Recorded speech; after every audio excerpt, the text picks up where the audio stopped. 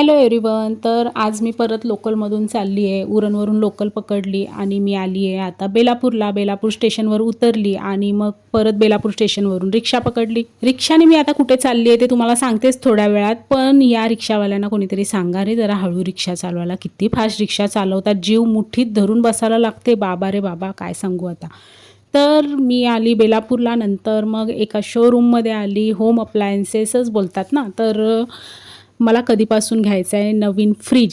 आमचे हे बोलतात का जुना आहे तोच वापर. आता तुम्हीच सांगा, जुना फ्रीज जवळजवळ 17-18 वर्ष वापरला, आता नवीन घ्यायला काय हरकत आहे. आणि त्याचं जरासं हे पण कमी झालं आहे, कूलिंग, म्हणून बोलली. तर मग बोलतात की चल मग घेऊ फ्रीज, आणि बोलतात टी व्ही पण घेऊ. मी बोलली मला काय घ्यायचं तर घ्या, पण मला फ्रीज बाबा घ्या एकदाचा. हिंडलो फिरलो दमलो, मग आलो हॉटेलमध्ये बेलापूरला. तर जामच हॉटेल आहेत तुम्हाला माहिती आहे. त्यातल्याच एका हॉटेलमध्ये आलो. मग मागवला आम्ही चिकन मसाला आणि रोटी. आम्ही दोघंच होतो, आमची लेकीस पण सोबत नव्हती. मग आता काय जास्त कोण खाईल, म्हणजे जास्त आमच्याशी काही संपणार नाही. थोडंसंच बरं मागूया. ते खाल्लं आणि मग बस स्टँडवर आलो. या काकांना बोललो का आता बस आहे का स्टेशनवर जायला. तर काका बोलले हो बाय, हाय बस येईल, बस कधी येईल बस काय माहिती, बघूया.